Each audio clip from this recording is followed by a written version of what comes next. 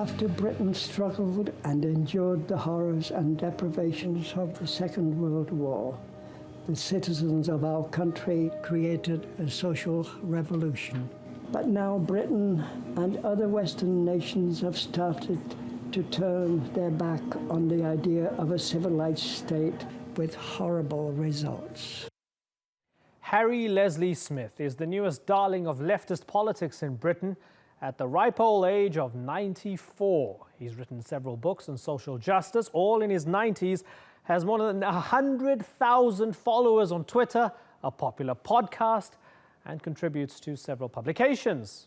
But lately, this decorated World War II veteran is voicing a warning based on the past. He says he laughed at the prospect of a great war 80 years ago, but now he's scared that World War III will happen in the not-too-distant future. Well, let's ask the man himself why he thinks this. Harry Leslie Smith joins me now from Belleville, Ontario in Canada. Thanks so much for joining us, Harry. Now, you seem to be very worried for this generation and the generations to come. And what do you mean when you say, don't let my past become your future? What do you mean? I mean that I'm dreadfully scared that my past, which was a bitter experience for all people in the Western world, because governments didn't care a damn about whether they lived or died. In fact, if you got ill in those early days in the early 30s, you simply died because you could not afford a doctor or a hospital or anything else.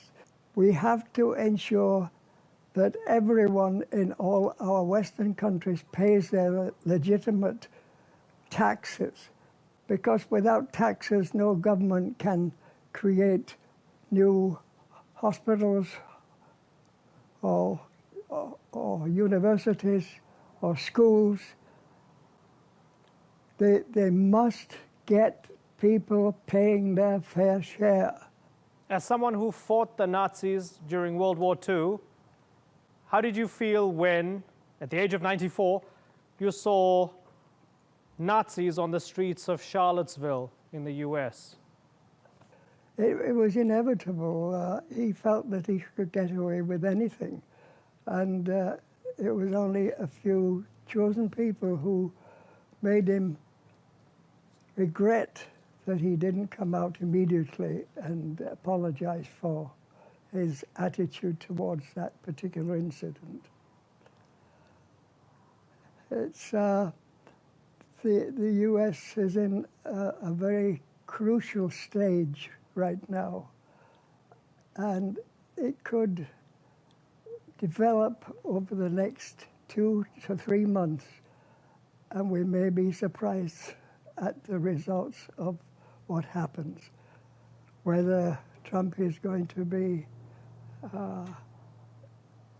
taken out and his vice president takes over.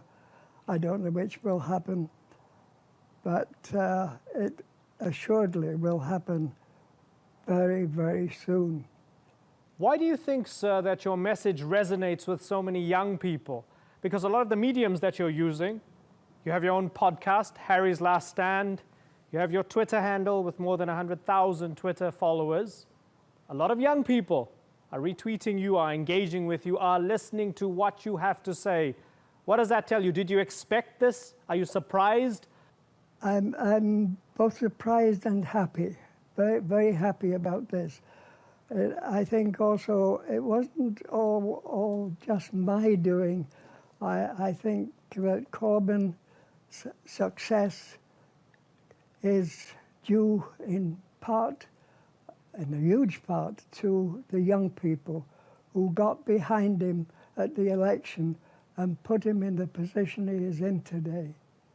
It is terrific.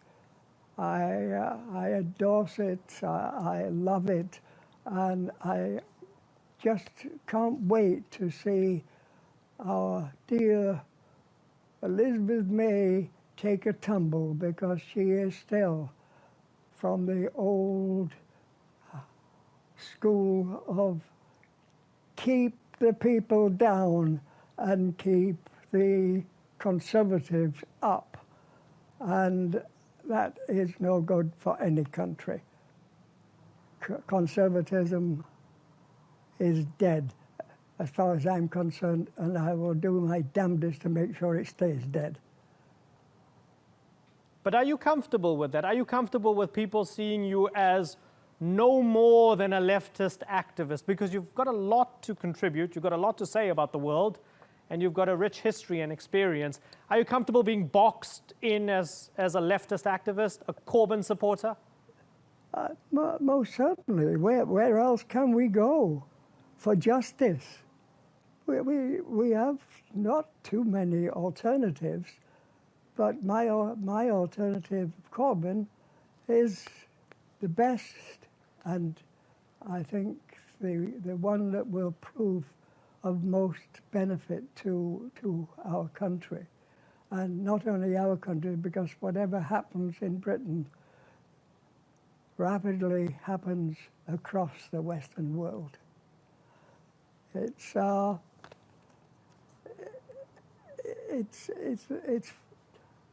you know, I spend a lot of time in England, and what has happened in England should not happen to any country in any part of the world.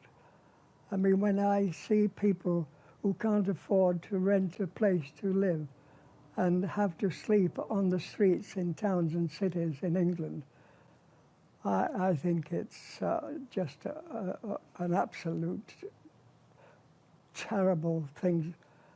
And I could cry, believe me.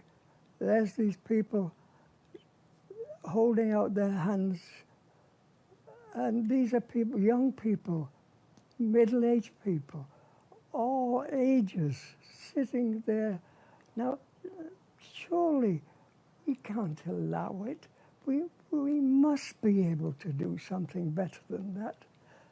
I mean, after the Second World War, our government, we were massively in debt to the US of A and other countries for money we'd borrowed in order to fight Hitler.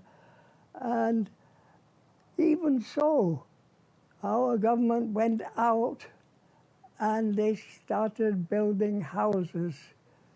First of all, for the ones that had been destroyed by Hitler, and secondly, the ramshackle homes of the North that had been the homes for millions for at least 40, 50 years. Those homes, believe me, that I lived in England in my youth and in my early boyhood were not fit to kennel a dog. Mm-hmm. It's time that we all got up off our hind legs and stood for what is right for all people, not just for the 10% or the 1%. They don't matter, because all they're interested in is how much money they can accumulate. And it seems to me they can have $40 billion, but it's never enough. I don't know where they think they're taking it when they leave this world, but they sure as hell can't take it with them, I know that. And all they'll start is a generation of their children who feel that they are better than everyone else. Harry Leslie Smith, sir, it's been a pleasure talking to you. Thank you very much for joining us.